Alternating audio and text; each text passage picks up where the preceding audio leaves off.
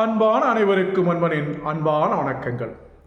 அன்புடைய கேரளாவில் உள்ளாட்சி தேர்தல்கள் நடந்து முடிந்து வாக்கு எண்ணிக்கையும் முடிந்து முடிவுகளும் அறிவிக்கப்பட்டுவிட்டன. 10 ஆண்டுகள் தொடர்ந்து கேரளாவில் ஆட்சி செய்த காரணத்தினால் கேரளாவின் முடிசூடா சக்கரவர்த்திகளாக தங்களை கருதி கொண்டு அகங்காரத்துடன் அகம்பாவத்துடன் இருமாப்புடன் இருந்த கம்யூனிஸ்டுகளுக்கு இந்த தேர்தல் முடிவுகளால் சம்மட்டி அடி விழுந்துள்ளது. ஆம், கேரளாவில் பெரும்பாலான இடங்களில் காங்கிரஸ் வெற்றி பெற்றிருக்கிறது. அடுத்த சட்டமன்ற பொதுத் தேர்தலில் தாங்கள் ஆட்சியை பிடிப்போம் என்ற நம்பிக்கை காங்கிரசுக்கு உருவாகி இருக்கிறது.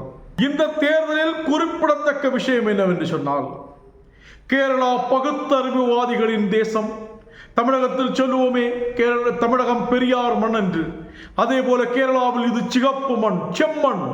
இந்த மண்ணில் தாமரை மலராது, கேரளாவில் தாமரையால் வெற்றி பெற முடியாது என்றெல்லாம் இருமாப்புடன் பேசி வந்தார்கள் இடதுசாரிகள்.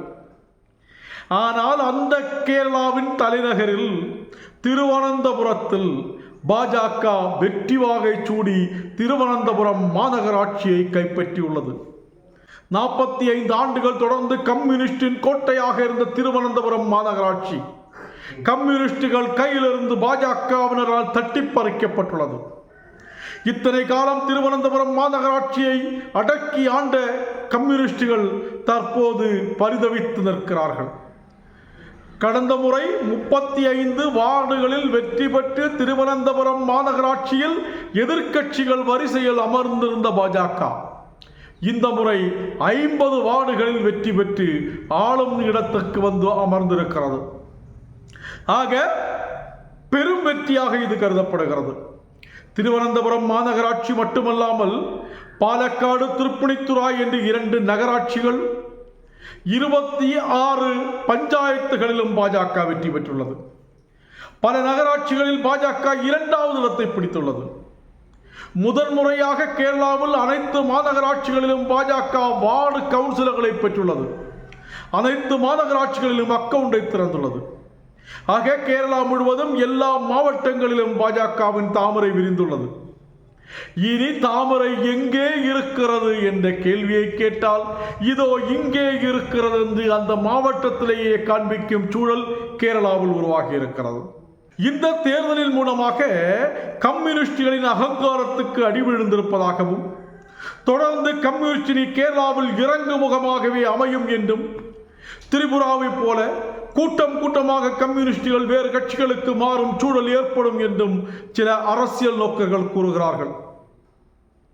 கேரளாவைச் சேர்ந்த சாஜன் சகாரியா மறுநாடன் மலையாளி என்ற பெயரில் யூடியூப் சேனல் நடத்தி வருகிறார். கிறிஸ்தவரான இவர் கேரளாவின் கம்யூனிஸ்ட் அரசுக்கு எதிராக துணிச்சலாக பேசி வருகிறார். பல வழக்குகள் பாய்ந்தும் கூட அது குறித்து கவலைப்படாமல் இடதுசாரிகளுக்கு எதிராக களமாடி வருகிறார் சாஜன் சகாரியா. அந்த சாஜன் சகாரியா நேற்று தன்னுடைய யூடியூப் சேனலில் ஒரு வீடியோவை போட்டிருந்தார். அதில் அவர் என்ன சொல்லுகிறார் என்றால், கேரளாவில் பாஜக தன்னுடைய முதல் எதிரியாக கம்யூனிஸ்டுகளை கருத வேண்டும். காங்கிரஸ் கட்சியை எதிரியாக கருதுவதால் பாஜக வளர முடியாது. காங்கிரசுக்கு இஸ்லாமிய கிறிஸ்தவ வாக்குகள் தான் அதிகமாக உள்ளது. ஆனால் இந்துக்களின் வாக்குகளை அதிகமாக பெற்றிருக்கிற கட்சி எது என்று கேட்டால் கம்யூனிஸ்ட். அந்த கம்யூனிஸ்ட் அழிந்தால்தான் கேரளாவில் பாஜக வளரும் என்பதை பாஜகவினர் புரிந்து கொள்ள வேண்டும் என்று நான் பலமுறை பேசியிருக்கின்றேன். ஆனால் பாஜகவினர் அது குறித்து கவலைப்படவில்லை. ஆனால் தற்போதைய தலைவராக இருக்கின்ற ராஜீவ் சந்திரசேகர் அதை புரிந்து கொண்டு கம்யூனிஸ்டுக்கு எதிராக களமாடியதால் இந்த வெற்றி கேரளாவில் பாஜகவுக்கு கிடைத்துள்ளது. பாஜக கேரளாவில் வளர வேண்டும் என்றால் ஒரு கட்சி உரமாக வேண்டும். அந்த உரமாகும் கட்சி காங்கிரஸா கம்யூனிஸ்டா என்பதுதான் கேள்வியாக இருந்தது. தற்போது அதற்கு பதில் கிடைத்துள்ளது. உரமாக போகும் கட்சி கம்யூனிஸ்ட் தான். ஆக கேரளாவின் பாஜகவின் வளர்ச்சிக்கு கம்யூனிஸ்ட் உரமாக போகிறது.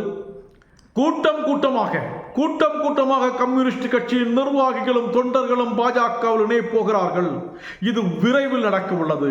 கேரளாவின் பினராயி விஜயனை மாற்றிவிட்டு இன்னொரு முதலமைச்சரை கம்யூனிஸ்ட் நியமிக்கவில்லை என்று சொன்னால் வருகின்ற சட்டமன்ற தேர்தலுக்கு முன்னால் கம்யூனிஸ்டுகள் கூட்டம் கூட்டமாக பாஜகவில் இணைவதை நாம் நேரில் பார்க்க முடியும் என்று சாஜன் ஸ்கரியா கூறியுள்ளார். இதில் நம்முடைய கருத்து என்னவென்று சொன்னால் 3 மாதங்களில் கேரளாவில் தேர்தல் வர இருக்கிறது. இப்போது பாஜகவுக்கு கிடைத்திருக்கின்ற இந்த வெற்றி, குறிப்பாக தலைநகரத்தில் கிடைத்திருக்கின்ற இந்த வெற்றி அவர்களை உத்வேகமாக களமாடச் செய்யும், மேலும் ஆவேசமாக களமிறங்க செய்யும். இந்த தேர்தலில், வருகின்ற சட்டமன்ற பொது தேர்தலில் பாஜக 10 இடங்கள் வரை வெல்வதற்கான வாய்ப்பு கண்டிப்பாக உருவாகும். சட்டமன்றத்துக்குள் 10 பாஜக உறுப்பினர்கள் சென்றார்கள் என்று சொன்னால் கேரளாவின் தலைவிதி மாறும், கேரளாவின் அரசியல் களம் மாறும் என்பதே திண்ணம். தொடர்வோம். உங்கள் கிரீஷ்.